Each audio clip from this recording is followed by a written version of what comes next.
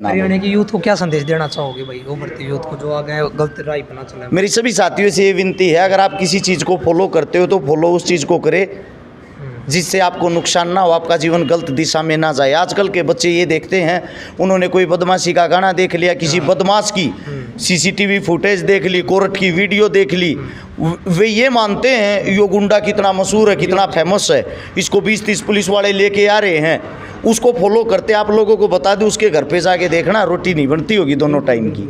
ठीक है, कोर्ट कचहरियों के चक्कर लगा के उसने अपनी जवानी बर्बाद कर दी, अपने परिवार को खपा दिया, अपने दुश्मन बना लिए, उनका जीवन सिर्फ 2 ही दिन का होता है। तो मेरा मानना ये है, गलत चीज़ों के पीछे ना भागो। नशा आपके शरीर में 1% भी फायदा नहीं कर सकता।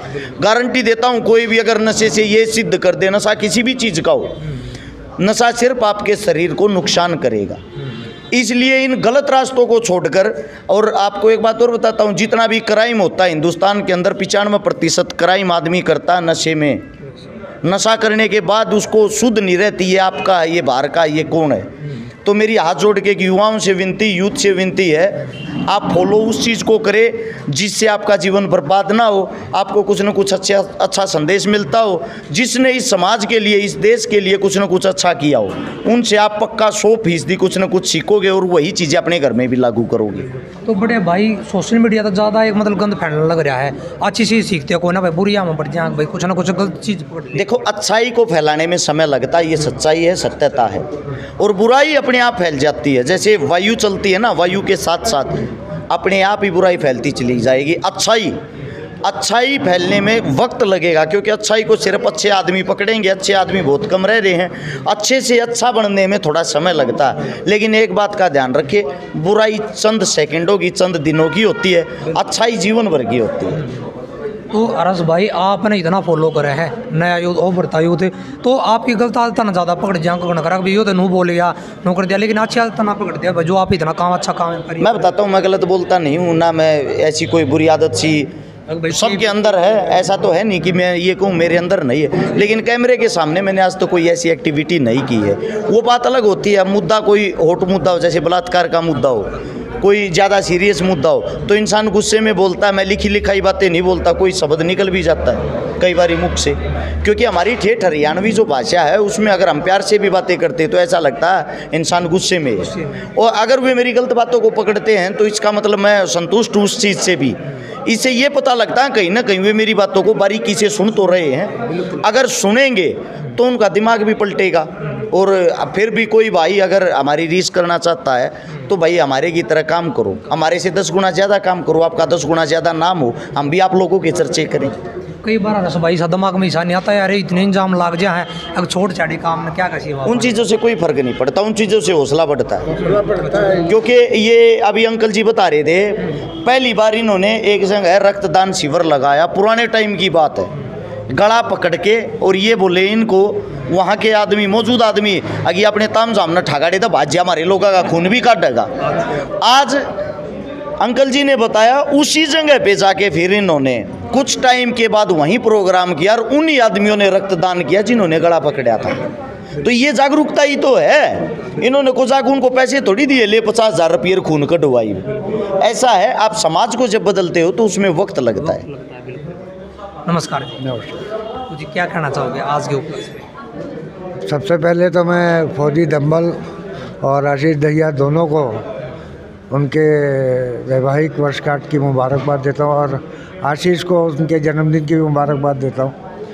मैं आशीष को 6 साल से जानता हूं, और ऐसा सज्जन व्यक्ति आपको शायद ढूंढने से भी नहीं मिलेगा। मैं तो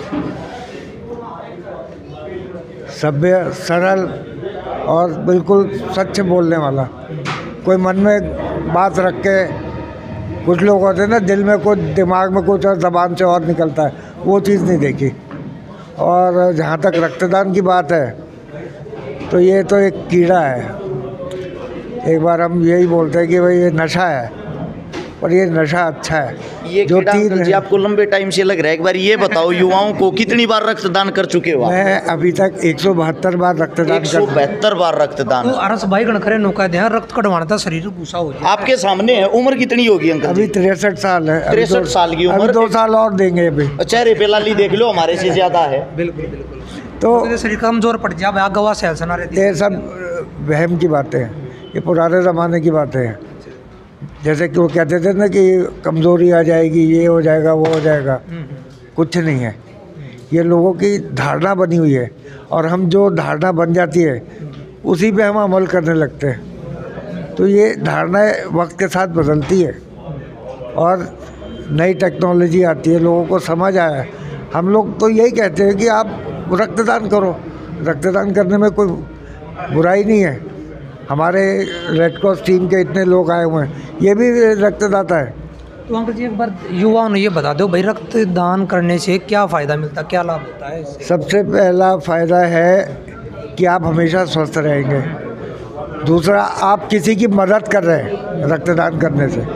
देखिए, दान होता है गुप्त दान जिसे कहते हैं। आप मैंने रक्तदान किया, मेरा रक्त किसको जा रहा है?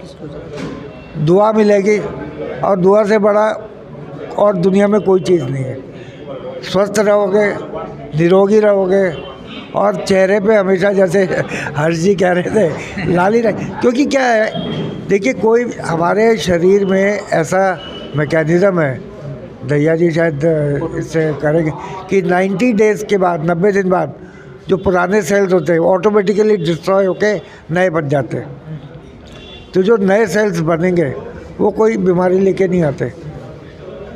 स्वस्थ रहोगे। और युवाओं को मैं इसलिए, आप जो कह रहे हैं देने के लिए, कि आज का यूथ थोड़ा इस बात को जानकारी हासिल कर रहा है। अब थैलेसीमिया से पीड़ित बच्चे हैं, अब उनको भी पता। पहले हमारे टाइम में जब हमने शुरुआत की थी, शायद हमें भी नहीं मालूम था थैलेसीमिक बीमारी क्या होती है। उसके बाद पता लगा। अब लोगों को यही कहते हैं कि आप रक्तदान करो, थैलेसीमिक बच्चे। आपको